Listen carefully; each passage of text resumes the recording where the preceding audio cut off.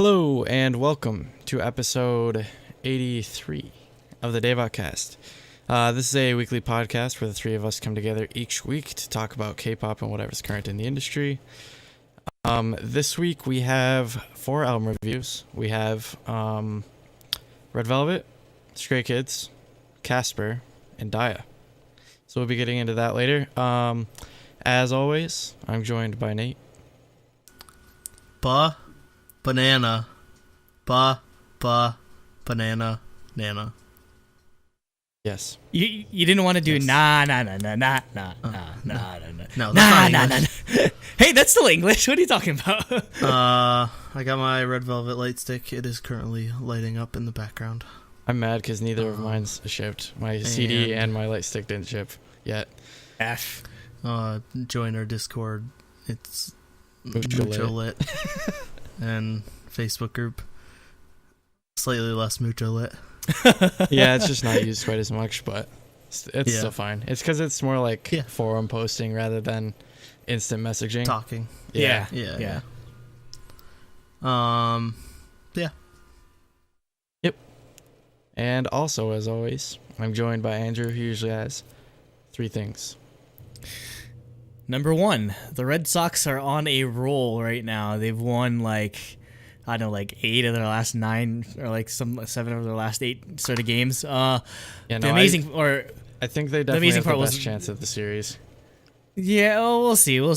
But I was just super happy last week. Well, because while we were filming last week, they completed a 4-game sweep of the Yankees, and they're currently 9.5 games ahead of them with about a month to go. So I'm excited. Yep.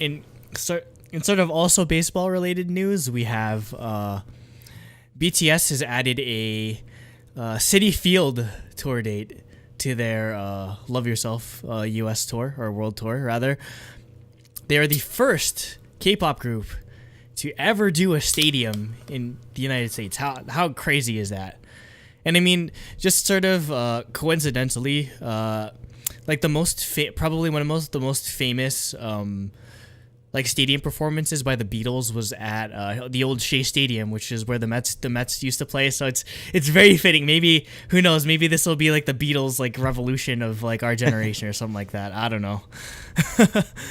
And number 3, so SM has been doing the station thing for the past year or two, and now they're doing these things called Station Zero, which are crazy collaborations. And was it last week that we got the confirmation of we're getting this crazy collab between Seulgi, Shinbi, Chungha, and Jeonsoy? How did that happen? Honestly, I mean, I need it to come out now so that I can die in peace. It's crazy to see just all these different artists from different companies just come together. And has an SM artist and a Cube artist worked together before? I can't remember, but I don't think so. I wouldn't be surprised. I don't think so, but I mean, Still, again, I bet they've it's done cool. Definitely done stages and stuff together, but I will say there's definitely been special probably not singles, songs. yeah, not not songs. So an this is actual single. yeah, but I mean, If you- still, it's kind of breaking ground. If anybody in this knows of way. any singles done between SM and Cube, just comment down below as always.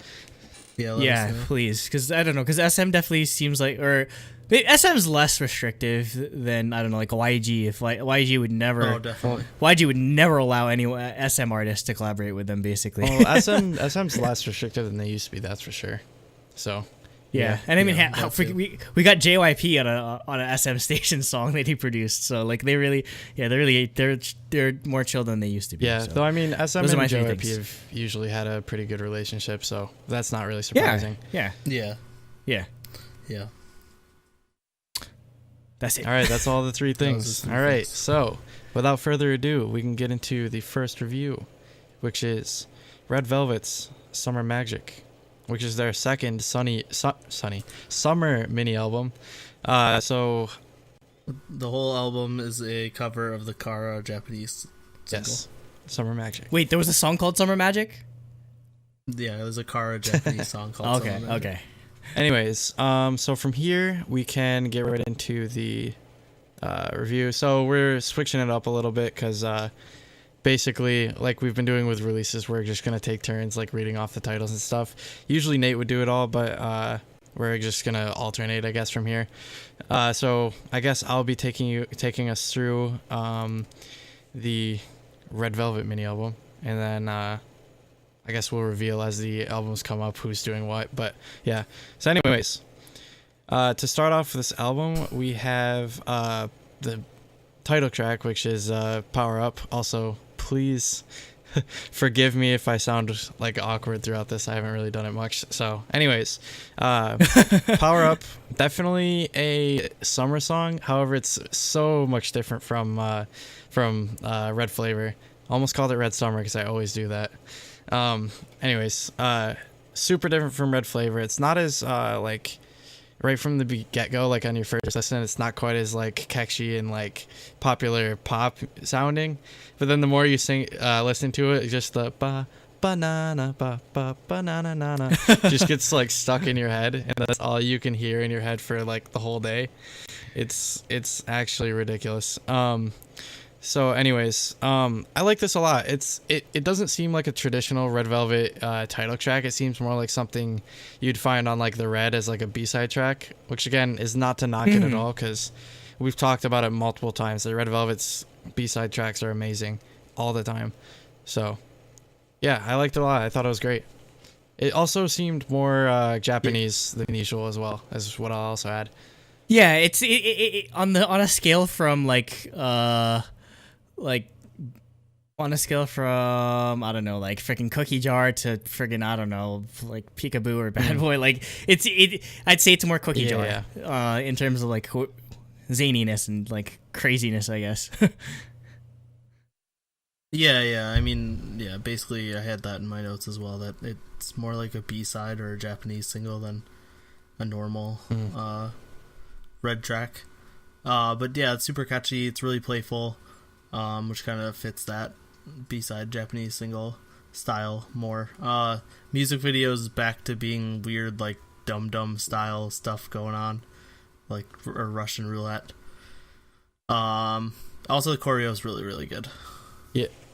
I think the choreo stands out. There's a lot of really good point choreo to it. I don't know. It seemed a bit more basic. Well, yeah, it was basic. Well, yeah, it's not complicated, but it's fun. It's like it fits the song really well. I don't know. It's just I feel like they've kind of at this point they've. I mean, Shark Dance, the wave dance that Soldier was teaching literally every SM I think part of the reason why they made like the choreography a bit more simple is because they wanted people to learn it easier, which is why they did like the whole they're going around SM like town concerts and trying to teach everyone the choreography. I think they're definitely trying to go for the effect of like Twice as like TT. Like, it's just an iconic move. Yeah, they're trying to find that thing basically. Yeah. That'll sort of be like when you see it you think Red Velvet. Another thing I forgot to mention is I actually really liked the MV. It was like not super like over the top or anything, but it was still very Red Velvet, like strange, surreal kind of stuff, and like but it was still very again like summery. Like random, everything's melting. I don't know. I didn't like the MV as much because they kind of retreaded the elements that they covered in Red Flavor, because like it kind of like I kind of felt like the motifs were a bit too similar, and it didn't necessarily do much to differentiate itself. But I mean, their outfits were amazing though. Like they had like the Girl Scout thing. They had like Joy with the crazy like high like like ponytail sort of thing, which was a great look for her. Also, the funny thing is that I kind of feel like they always revert back to these like summer concepts from time to time, because it makes Irene look like 10 years younger immediately. Like I always forget she's like in her like almost late 20s at like this point. She's 27 or 28, more like 17 or 18. Yeah, it's crazy that she's the same age as Nate basically, but she looks so much. Well, I mean, Asian genes, like notwithstanding, but. All right, so from there we have With You, which is.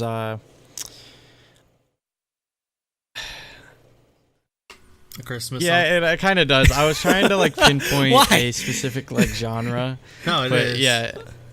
It's supposed to be a Christmas I guess song. They do say Christmas sometimes. I still don't know. It's a they're talking about when I'm with you, it's like Christmas or something. Yeah.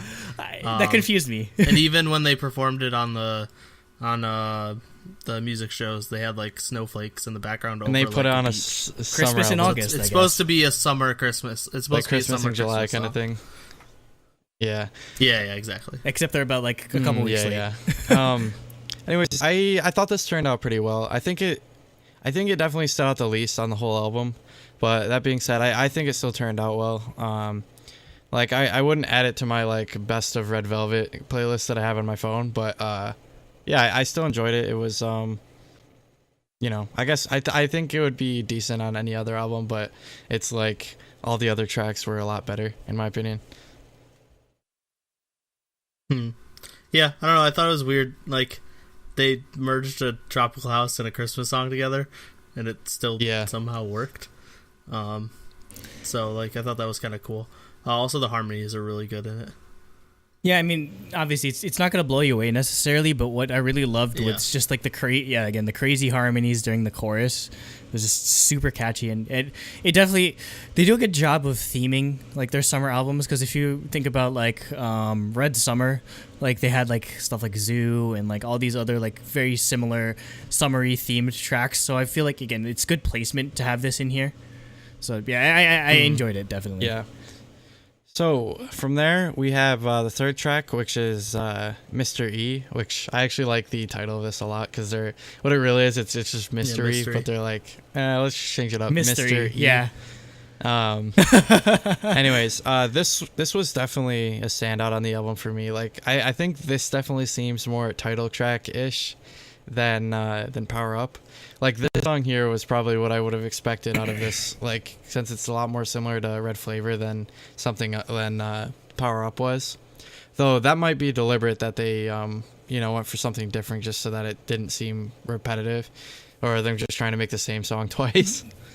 Or maybe that might be the new Red and Velvet thing, where during the fall they release more R&B, or in fall and winter they release more R&B focused or R&B sounding songs, whereas like in the summer you get stuff like Russian Roulette, Red Flavor, Power Up, that sort of thing. Yeah. So I mean, that's it's a good distinction again, so that we just don't get too tired of like one type of sound. Which again, it was kind of off-putting, like hearing this kind of sound again, because again, I thought they kind of left this sound behind, like with the Red and like with that whole concept thing. But yeah, it's interesting to see them coming back to it. Well, I don't think I ever got that feeling, because like there's a lot of songs on like Russian Roulette that like sound in this style as well.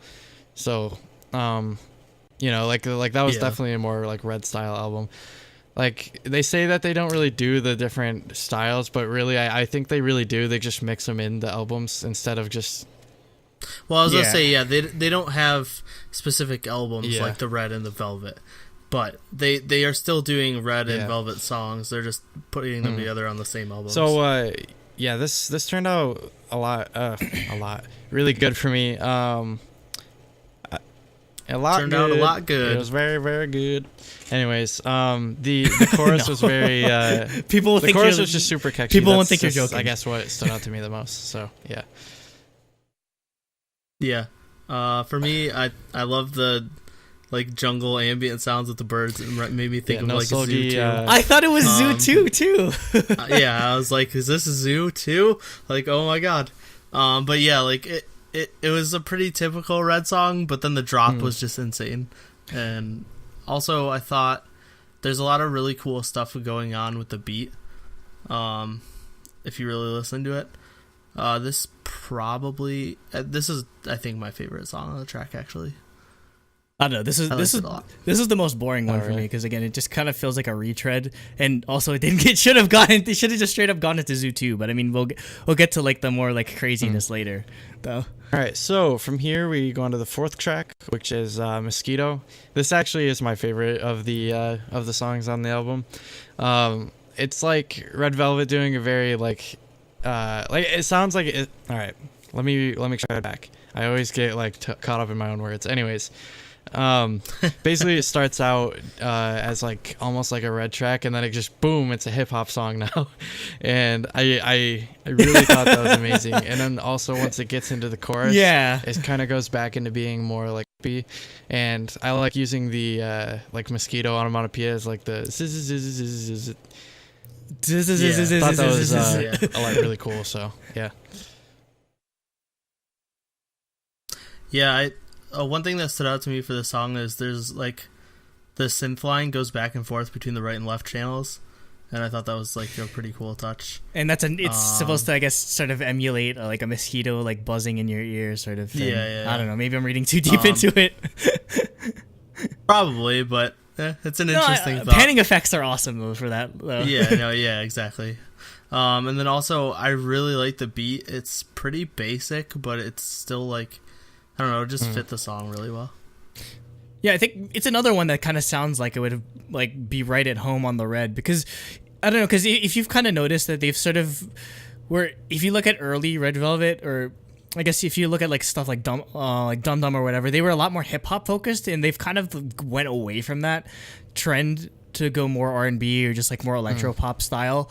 Whereas which it's nice that, I wonder if we'll ever get a single like that, like a Dum Dum ever again, because again it making the transition away from it sort of it's an interesting choice. But I mean, if they're still putting it on these on here as album tracks, I think maybe not, but I'd love to see, just because I think it's fun, like we'd get more rapping too. So also, just as a side note, like like actual mosquitoes, they can all go to hell. I fucking hate mosquitoes so much, because like this basement is just infested with mosquitoes right now. So I have a mosquito trap, and like there's a spider chilling in the mosquito trap, like eating all of them. So like he's chill. I kept him alive, but like I'm allergic to mosquito bites. So basically, just like sometimes I wake up and they're just like fucking mosquito bites everywhere, and they're just like they hurt, and like they're like really like it's a really like it's like a bruise or whatever. Oh, I hate it so much. There's way less mosquitoes or no mosquitoes on the West Coast, so I envy you people solely because of that. Yeah, there's more things that can kill you though. Like I don't know, like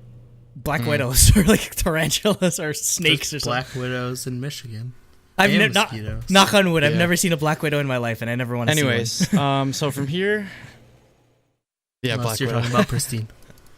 Anyways, so from here we're going into the fifth track, which is "Hit That Drum."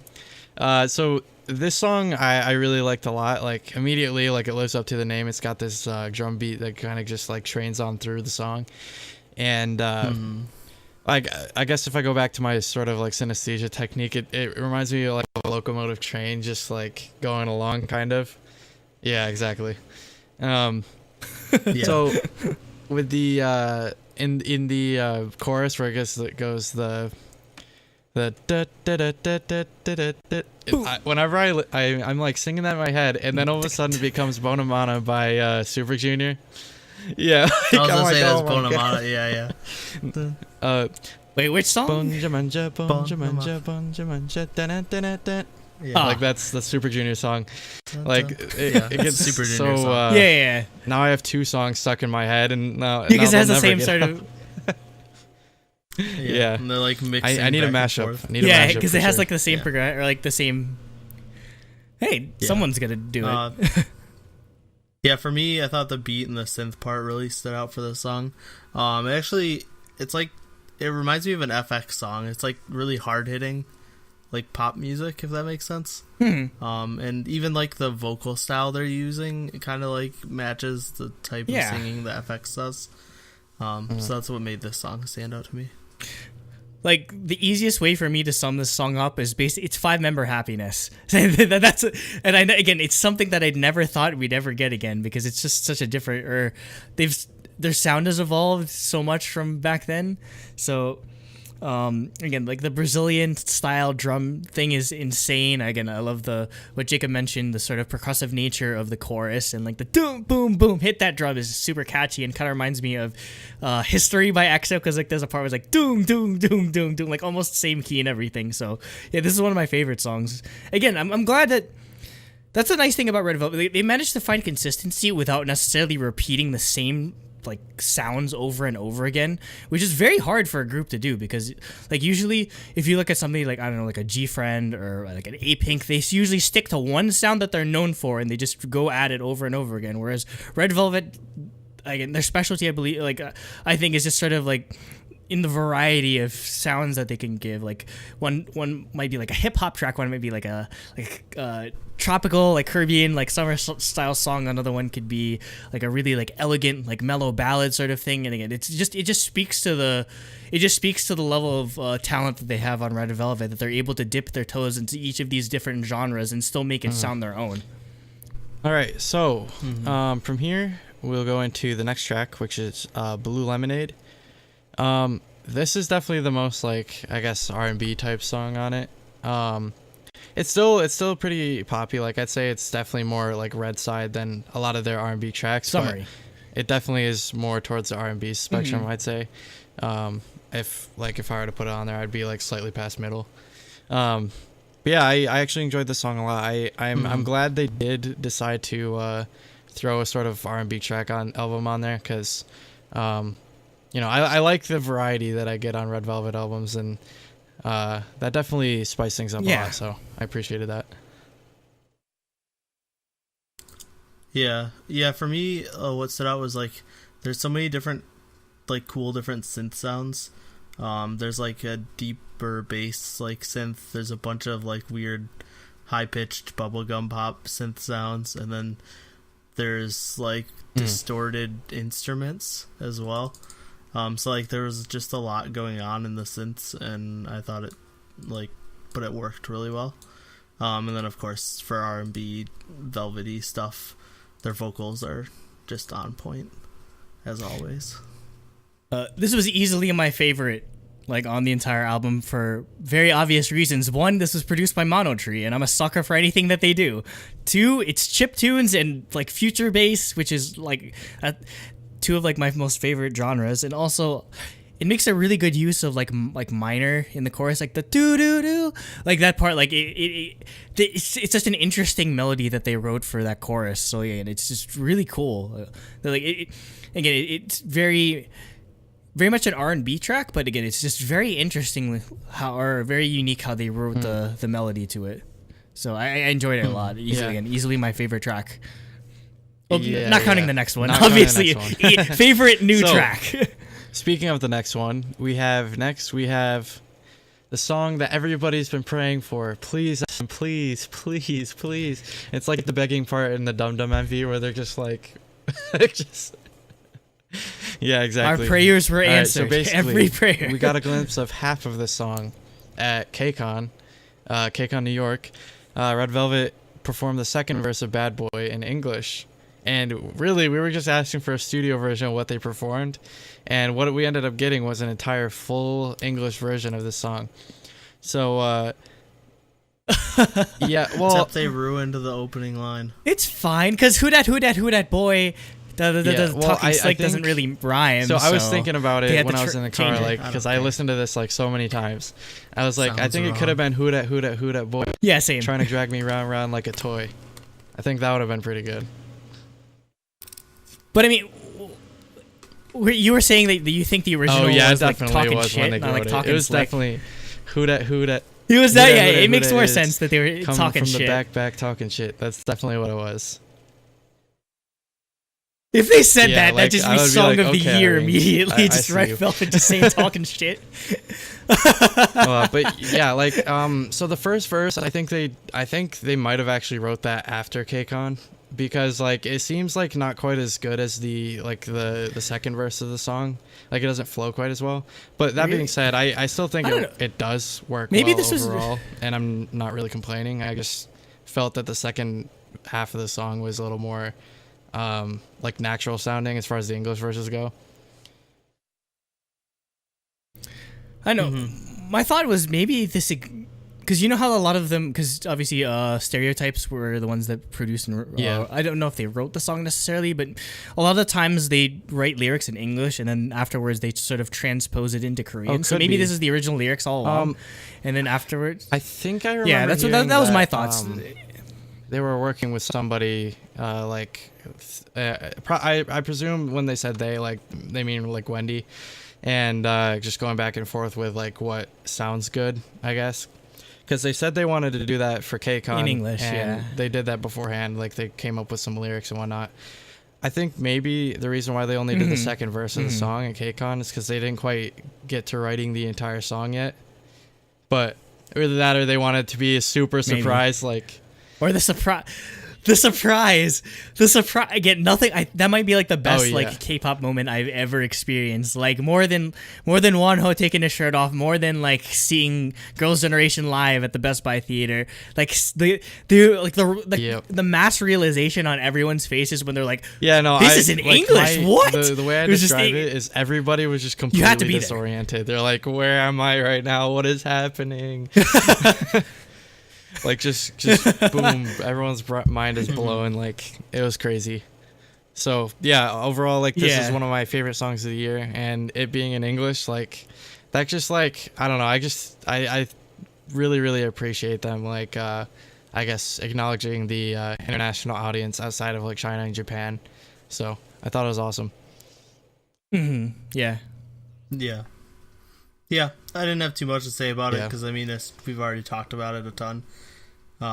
It's the same amazing song, just with more the first verse translated. But yeah, I loved it. This makes me want an entire Red Velvet album in English. And I know that's asking a lot because SM is very wary about entering the English market because I guess just Girls' Generation didn't do that well. But honestly, I think SM they didn't can even do try. it. Please. SM didn't even try with SNSD. They've given us a taste. They promoted for one day. Yeah. Like, I mean, they went on like talk shows. Like they went on like more Letterman. Where they got burned was with that Boa's album that came out in America. Because like she had collaboration with like freaking Flo Rida and crap. Like, like she had good. Yeah. when Flo Rida was popular. Yeah, 2009. Yeah, that was back when he was popular. Yeah. Yeah, no, that was peak Flo Rida. Like after that, it's just. Yeah. I mean, My House is kind of popular, but other than that, I don't know. Like that album was really good, but I think it was a little too like we had heard this before. Like it was very Britney Spears-esque. I feel like that Boa album was. So, you know, I think like the problem is whenever anybody tries to enter the U.S. market, they keep stripping away the Korean elements of the music, and then you have nothing but American pop music that we've heard before. You have to literally just be like, hey, we are a K-pop group. Take it or leave it. Yes, exactly. Yeah. Like what BTS Although I is think doing. they're Americanizing a little too much as well. But the nice thing is that... But they're doing it at least they're good a bit. enough. But the nice thing is they're already working with a stereotype. So basically just like have the stereotypes write an entire album for them and just release it and like write everything in English. Like it wouldn't be too... Oh, that you do not underestimate how much that choose to number one basically. Like Bruno Mars is a chart topper. And also, just as a side note, like at this point, I don't even remember any part of I don't remember the lyrics to the Korean version of Bad Boy anymore, just because I listened to the English version nonstop at this point. No, but like it's just I feel like it's. The English version is just so more ingrained at this point. Like I prefer it, which is rare. Yeah, the chorus is like the best. Like the chorus like easily puts it into like Song of the Year territory. I mean, this is like specifically the English version of Bad Boy. Yeah. In addition to like the actual song. I mean, it's already like one of my most listened to tracks on iTunes. Like overall, like let me check real quick. It's literally like same number. All right, this is not in order. Hold on a second. All right, so Bad Boy. Without just the Korean version is number 3, and then if you add in the live English version the real English version, it'll be like number 2. The actual studio one, like right behind Heart Shaker. Like it's on the heels of Heart Shaker. So, yeah, that's how much I've listened to the song already. So yeah. Anyways, from here we can get into the ratings of this album. So I guess I'll start since I read off all the tracks. So for me, I was deliberating between a 9 and 10. I think I'm leaning more towards a 10 because I really, really enjoy every single song in the album. And also, like, you can say I'm biased all I want because it's true. Like, Red Velvet is easily my favorite current gen girl group, and I pretty much love everything they put out. So, I mean... Yes. Well, no, because they messed up by releasing Dance the Night Away. No. Yeah. Until Twice puts out Despacito. Despacito 2. No, Twice is going to put out Despacito 2, and then that's going to be Song of the Year. Or until they put out a little song called 24 Karat. They do an actual cover of that and they release it in Japan. Anyways, yeah, I think I'm going to give Silver Magic a 10 just because I just generally just love everything by Red Velvet. I love every song on the album. Like I even said that With You was the weakest track, but like I said, like I really still like that song a lot.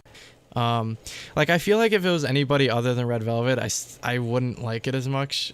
But again, it's like I fully acknowledge that it's my bias showing through, but I just love Red Velvet that much that I think they really can't do wrong at this point. Like they're pretty much in like the tier with SNSD and Epic High at this point. So yeah.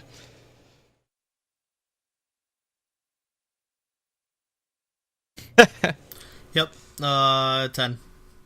Oh, sad. No, yeah, same. Pretty much the exact same. Like I liked all the tracks on the album.